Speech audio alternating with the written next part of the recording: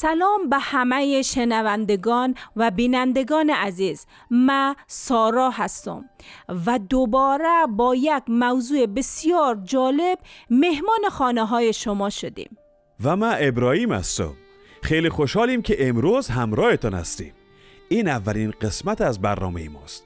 برنامه‌ای که با قلب و ایمان شروع کردیم برای کسانی که به دنبال حقیقت هستند، دنبال آرامش و شاید به دنبال شناختن عیسی مسیح. اگر راستش پرسان کنید، ما هم یک روزی دقیقاً ده همین مکان بودیم، با یک عالم سوال، با قلبی پر از تردید، اما یک شوق درونی برای فهمیدن و حالی امیدواریم بتانیم در این مسیر همراه شما خوبان باشیم. همگی ما در زندگی خود لحظه‌ای را داشتیم که همراه خود گفتیم واقعاً برای چی زنده هستم؟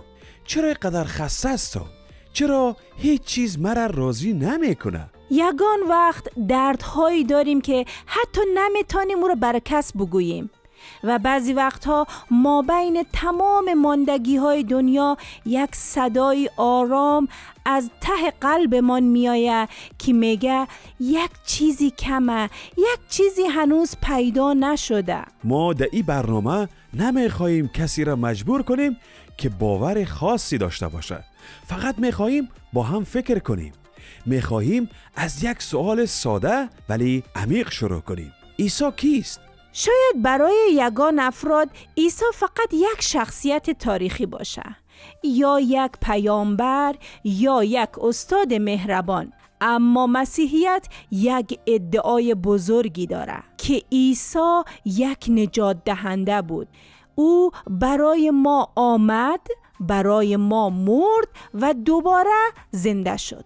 این جمله شاید عجیب باشه. شاید بگویید مگه میشه؟ و درسته، این پرسش ها طبیعیه.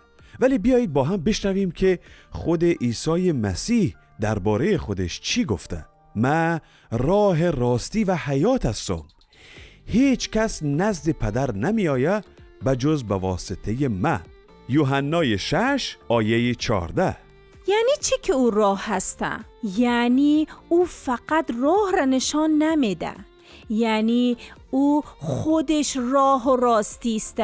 یعنی اگر گم شدی، مانده هستی یا نمیدانی از کجا باید شروع کنی، عیسی میگه بیا پیش من. در انجیل متی فصل 11 آیه 28 میگه بیا نزد من ای تمام زحمت کشان و گرانباران و من شما را آرامی خواهم بخشید. این وعده بزرگیه.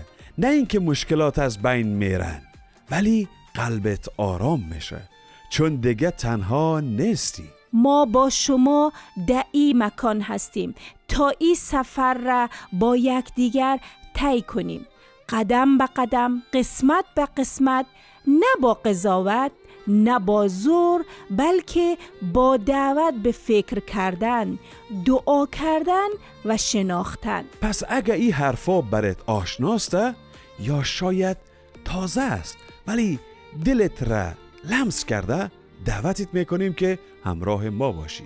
در قسمت‌های آینده با هم نگاه میکنیم به زندگی و تعلیمات عیسی و اینکه چرا او میتونه کلید نجات و امید زندگی ما باشه. امیدوار هستم این برنامه باعث شود حتی برای چند لحظه به درون خودتان نگاه کنید، به آن صدای آرامی که شاید مدت هاست تو را صدا میزنه و میگه برگرد پیش من گوش کنید. تشکر که با ما بودید. ما منتظر هستیم شما را در قسمت بعدی هم ببینیم.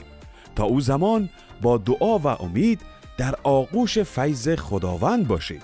خدا نگهدار و تا دیدار بعد آرامش مسیح همراه شما باشد.